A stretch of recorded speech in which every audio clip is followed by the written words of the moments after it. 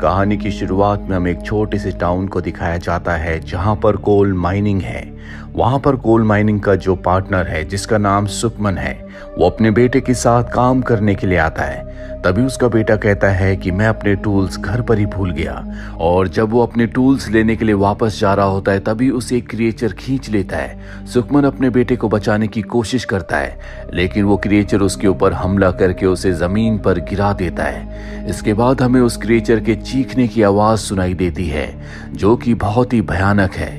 दरअसल यहाँ पर माइनिंग होती है। इसका मतलब ये है कि वो क्रिएचर जमीन की गहराइयों से ऊपर आया था जो सुखमन के ऊपर हमला करके उसे पैरालाइज करके उसके बेटे को अपने साथ ले गया।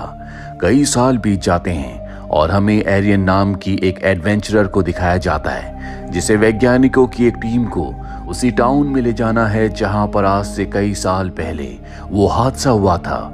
वो उस हादसे के बारे में, उस माइन के बारे में रिसर्च करती है। उसे पता चलता है कि उस टाउन को मैप से हटा दिया गया है, जो देखकर वो हैरान होती है। वो पुराने न्यूज़पेपर्स के आर्टिकल्स पढ़ती है जिससे उसे पता चलता है कि उस माइन में आग लगी थी, जिसके बाद कई सारे लोग मारे गए और कई सौ लोग गायब हो गए। उस माइन को बंद कर दिया गया, लेकिन लोगों का मानना यह है कि वहां पर कोई दूसरा हादसा हुआ था जिसके बारे में कभी किसी को नहीं बताया गया। और अब एरियन उस साइंटिस्ट से मिलती है जिसका नाम डेरेन है, जो अपनी टीम में 3 और मेंबर्स को लेकर एरियन के साथ उस टाउन के आसपास पहुंच जाते हैं। जिसके बाद एरियन एक लोकल स्टोर में जाती है और वहां का जो शॉपकीपर होता है उससे पूछती है कि माइंस का रास्ता कहां पर है। वो कहता है कि यहाँ कभी कोई माइंस नहीं थी। एरियन समझ जाती है कि वो झूठ बोल रहा है। वो आदमी कहता है कि जिस रास्ते से तुम आई हो उसी रास्ते से वापस चली जाओ। और जब ये अपनी गाड़ी की तरफ जा रहे होते हैं तभी वो किसी को कॉल करके कहता है कि कोई प्रॉब्लम है। और अब एरियन अपने साथियों के साथ माइन की तरफ बढ़ रही होती है। वो देखती है कि कोई कार उनका पीछा कर रही है, इसीलिए जानबूझकर वो माइन की तरफ ना जाकर वापस जाने वाले रास्ते की तरफ बढ़ जाती है। कुछ ही देर बाद वो कार उनका पीछा करना बंद कर देती है और जब वो कार वापस चली जाती है एरियन दोबारा माइंस की तरफ जाती है। जल्दी ये उस गेट तक पहुंच जाते हैं जिसके अंदर माइंस थी। इस जगह को पूरी तरह से छोड़ दिया गया है। गेट पर हाई वोल्टेज करंट होता है, जिसका मतलब ये है कि कोई नहीं चाहता कि इस गेट के अंदर कोई भी जाए। लेकिन एरियन एक पेड़ के सहारे अपने सभी साथियों को अंदर ले जाती है। रात होने पर ये एक जगह बैठ जाते हैं जहां पर डेरियन कहता है कि पहले यहाँ पर एक टाउन था जो अचानक से गायब हो गया। जरूर यहाँ पर कोई बड़ा हादसा हुआ होगा। लेकिन उसके साथ जो दूसरा साइंटिस्ट होता है वो कहता है मुझे लगता है कि यहाँ पर कभी कोई टाउन नहीं था। अमेरिकी सरकार यहाँ पर कोई रिसर्च कर रही थी जिस दौरान एक बड़ा हादसा हुआ, जिस हादसे की वजह से कई लोग मारे गए।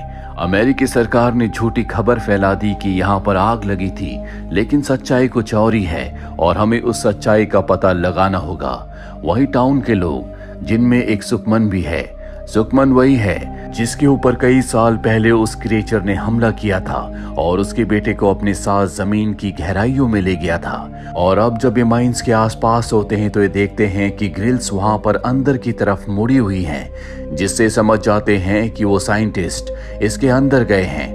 और जब ये आसपास देख रहे होते हैं तभी वो क्रिएचर इनके एक साथी को खींचकर अपने साथ ले जाता है। लेकिन रात का अंधेरा होने की वजह से ये अंदर नहीं जाते। ये किसी भी कीमत पर उन 5 को वहां से निकालना चाहते हैं। अब अगली सुबह हमें एरियन, डेरेन और उसके तीनों साथियों को दिखाया जाता है जो लगातार आगे बढ़ते चले जाते हैं। तभी ये देखते हैं कि एक जगह जमीन के नीचे से धुआं निकल रहा है। ये उसके सैंपल लेने की कोशिश करते हैं, लेकिन तभी वो कार जो एक दिन पहले इनका पीछा कर रही थी इन्हें वहां आसपास नजर आती है। ये सब के सब छुप जाते हैं और जब कार चली जाती है तो ये वहां से आगे बढ़ते हैं। जिसके बाद ये एक जगह पहुंच जाते हैं जहां पर कुछ घर होते हैं जो पूरी तरह से अबेंडेंड है। लेकिन एक घर वहां पर ऐसा होता है जिसकी हालत पूरी तरह से अच्छी होती है, जिसे देखकर ऐसा लगता है कि आज भी कोई यहाँ पर रहता है।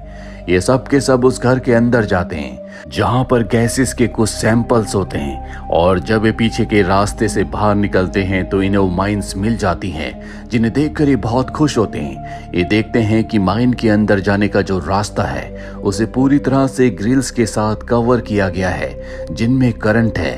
ये करंट को डिसेबल करते हैं और उस माइन को खोल देते हैं, जिसके अंदर रस्सी से ये अपना कैमरा और माइक्रोफोन भेजते हैं। इन्हें स्क्रीन पर कुछ नहीं दिखता, लेकिन इन्हें ये पता चल जाता है कि अंदर बहुत ही कीमती धातु है। और अब जब भी माइक्रोफोन से अंदर की आवाज़ों को सुन रहे होते हैं तभी अंदर से बहुत तेज आवाज़ आती है, जिससे सुनने वाले के कानों में दर्द होना शुरू हो जाता है। और जब ये उस आवाज़ की रेंज को चेक करते हैं तो बहुत ज़्यादा तेज होती है। अब इनमें से एक साइंटिस्ट का पैर रस्सी के ऊपर होता है, जिससे इन्होंने माइक्रोफोन को नीचे भेजा था। तभी नीचे से कोई रस्सी खींचता है, जिसके साथ एक साइंटिस्ट भी नीचे चला जाता है। और अब वो नीचे जा चुका है। ये ऊपर से देखने की कोशिश करते हैं, लेकिन नीचे बहुत ज्यादा अंधेरा होता है, इसीलिए इन्हें नीचे कुछ नहीं दिखता, ना ही कोई आवाज आती है। इसीलिए एरियन, जो इनकी गाइड है, वो एक साइंटिस्ट के साथ नीचे चली जाती है। नीचे जाने के बाद वो देखती है कि चारों तरफ गैसेस है, साथ ही क्रिएचर की आवाज आ रही है। वो समझ जाती है कि ये जगह बहुत खतरनाक है। वहीं ऊपर हमें दिखाया जाता है कि वही गाड़ी जो 2 दिन से इनका पीछा कर रही है वो भी होल के पास आ जाती है, जिसके अंदर से एक लोकल आदमी बाहर निकलता है, जो ये देखकर बहुत गुस्से में आ जाता है कि इन लोगों ने नीचे के रास्ते को खोल दिया है। वो कहता है कि तुम्हें ऐसा नहीं करना चाहिए था। और अब जो 2 रस्सियां होती है जिससे एरियन और एक साइंटिस्ट नीचे गए थे, वो उनमें से एक रस्सी को काट देता है। दरअसल उसे नहीं पता होता कि 2 लोग नीचे अब भी जिंदा हैं, लेकिन जब नीचे एरियन देखती है कि एक रस्सी किसी ने काट दी है, उसे समझ में आ जाता है कि ऊपर कुछ न कुछ गड़बड़ है। इसीलिए बची हुई एक रस्सी से वो अपने साथी के साथ ऊपर आ जाती है। वो लोकल आदमी लगातार इनके ऊपर चिल्ला रहा होता है, तभी ये उसके ऊपर हमला करके उसे बेहोश कर देते हैं। एरियन सबको बताती है कि नीचे जो आवाजें हैं वो बहुत बड़े और खतरनाक क्रिएचर्स की हैं, हमें यहाँ से निकलना होगा।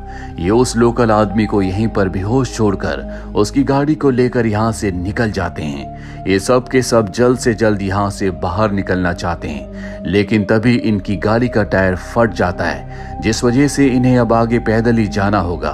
वही रात होने पर उस लोकल आदमी को होश आ जाता है, जिसके बाद वो रेडियो से अपने साथियों को बताता है कि जो लोग यहाँ पर आए थे उन्होंने नीचे के रास्ते को खोल दिया है, यहाँ पर बहुत खतरा है। और तभी वो क्रिएचर आकर उस आदमी को मार देता है। वहीं दूसरी तरफ एरियन और उसके तीनों साथी लगातार भाग रहे होते हैं। जंगल में भयानक अजीब अजीब सी आवाजें आ रही होती है। एरियन को लगता है कि आसपास कोई है, इसीलिए वो अपने नाइट विजन ग्लास से देखती है। वो देखती है कि वहां पर एक भयानक क्रिएचर है जो इनके एक साथी को अपने साथ ले जाता है। और अब ये तीनों लगातार भागते हैं। तभी इन्हें एक ट्रक दिखता है जो कि यहाँ के लोकल लोगों का होता है। ये इन्हें अपने साथ बिठाकर उसी टाउन में ले आते हैं जहाँ पर बहुत सारे लोग होते हैं। ये देखते हैं कि वहां पर उस क्रिएचर की एक ड्राइंग है। उसका एक हाथ बहुत ही नुकीला होता है, जिससे वो अपने शिकार को पैरालाइज कर देता है और अपने साथ ले जाता है। साथ ही ये जो क्रिएचर है ये देख नहीं सकता और तेज आवाज इन्हें परेशान करती है। सुकमैन इन तीनों को बताता है कि हम माइनिंग करते हुए धरती के उस हिस्से तक पहुंच गए थे जहां पर ये खतरनाक क्रिएचर्स रहा करते थे। इनकी तादाद लाखों में है। ये धरती के ऊपर आने लगे, इसीलिए हमने माइंस पर आग लगा दी और सभी एग्जिट वाले रास्तों को हमेशा के लिए बंद कर दिया। हम उन रास्तों की आज तक सुरक्षा करते हैं क्योंकि हमें नहीं पता कि ये इंसानों के साथ क्या करते हैं, क्योंकि ये इंसानों के ऊपर हमला करके उन्हें खाते नहीं हैं बल्कि धरती के नीचे ले जाते हैं। और अगर ये सब के सब ऊपर आ गए तो ये पूरी धरती को खत्म कर देंगे। इसीलिए हमें उस होल को बंद करना होगा जिसे तुमने खोल दिया है। इन्हें समझ में आ जाता है कि इनसे कितनी बड़ी गलती हुई है। इसीलिए एरियन, डेरिन और इनके साथ जो तीसरा साथी होता है, टाउन के एक आदमी और लड़की के साथ उस जगह को बंद करने के लिए निकल पड़ते हैं। लेकिन इनके आसपास बहुत सारे क्रिएचर्स होते हैं, इसीलिए टाउन का जो आदमी होता है वो कहता है कि तुम यहाँ से निकल जाओ, मैं इन्हें रोकता हूँ। जिसके बाद वो अपने आप को सेक्रीफाइस करके इन सबको भागने का मौका देता है। ये चारों के चारों भागकर एक घर के अंदर आ जाते हैं, लेकिन आसपास अब भी वो क्रिएचर्स हैं। उस घर में नीचे टनल तक जाने का एक रास्ता है। ये सब के सब नीचे चले जाते हैं। वहां पर भी क्रिएचर्स होते हैं। टाउन की जो लड़की इनके साथ होती है वो कहती है कि तुम सब के सब यहाँ से निकलो, मैं इन्हें अपने पीछे लगाती हूँ। और वो क्रिएचर्स को डाइवर्ट करने के लिए एक तरफ चली जाती है, पर अब भी क्रिएचर्स इनका पीछा कर रहे होते हैं। इसीलिए एरियन और डेरिन के साथ जो तीसरा साइंटिस्ट होता है वो कहता है कि अब मुझे ही कुछ करना होगा। वो ग्रेनेड निकालता है, तभी क्रिएचर उसके ऊपर हमला कर देता है। ग्रेनेड फटने की वजह से वो जख्मी हो जाता है, जिसके बाद क्रिएचर उसे अपने साथ ले जाता है। जो देखकर डेरिन हताश हो जाता है, उसे समझ में आ जाता है कि अब इन्हें कोई नहीं बचा सकता। इसीलिए वो एरियन से कहता है कि मैंने तुम सबसे झूठ कहा था, मैं यहाँ पर किसी रिसर्च के लिए नहीं बल्कि एक बहुत बड़ी कंपनी के लिए कोल ढूंढने के लिए आया था। मेरी वजह से इतने लोगों की जान चली गई। और वो वहीं पर बैठ जाता है। एरियन कहती है कि मैं बाहर जाने का रास्ता ढूंढ कर आती हूँ, तुम यहाँ से कहीं मत जाना। और वो यहाँ से आगे निकल जाती है। उसे बाहर जाने का रास्ता मिल जाता है, लेकिन तभी एक क्रिएचर उसके ऊपर हमला करके उसे कुछ वक्त के लिए पैरालाइज कर देता है। और जब उसकी आंख खुलती है तो वो एक राफ्ट पर होती है। उसके सामने क्रिएचर भी है जो उसे अपने साथ कहीं ले जा रहा है। साथ ही टाउन की उस लड़की की बॉडी भी वहां पर होती है जो इनके साथ यहाँ पर आई थी।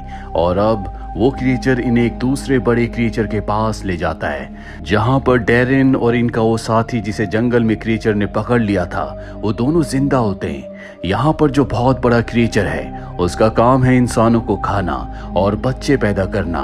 दरअसल धरती की गहराइयों में रहने वाले ये ऐसे क्रिएचर्स हैं जिनके बारे में इंसानों को अब तक कुछ पता नहीं था।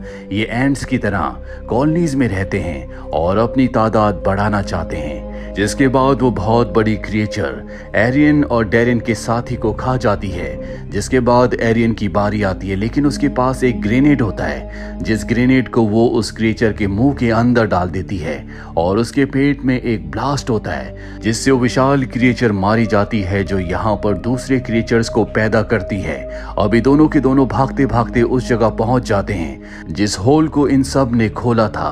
वहां पर पहले से एक रस्सी होती है, जिस रस्सी से एरियन पहले ऊपर चढ़ती है और उसके पीछे डेरिन।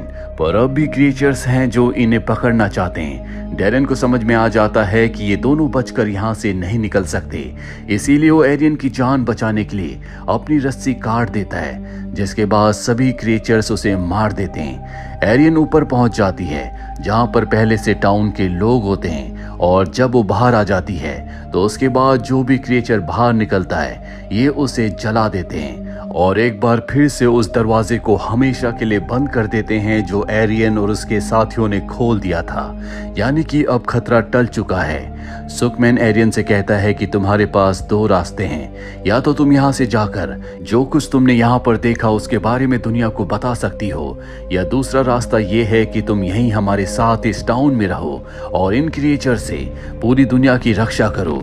हम हमेशा इन गेट्स की रखवाली करते हैं। एरियन तय करती है कि वो यहाँ से नहीं जाएगी और इन लोगों के साथ मिलकर इन गेट्स की देखभाल करेगी ताकि कोई भी क्रिएचर दोबारा बाहर ना आए। और इसी के साथ ये फिल्म, ये कहानी यहीं पर खत्म हो जाती है। उम्मीद करते हैं कि ये कहानी आपको पसंद आई होगी।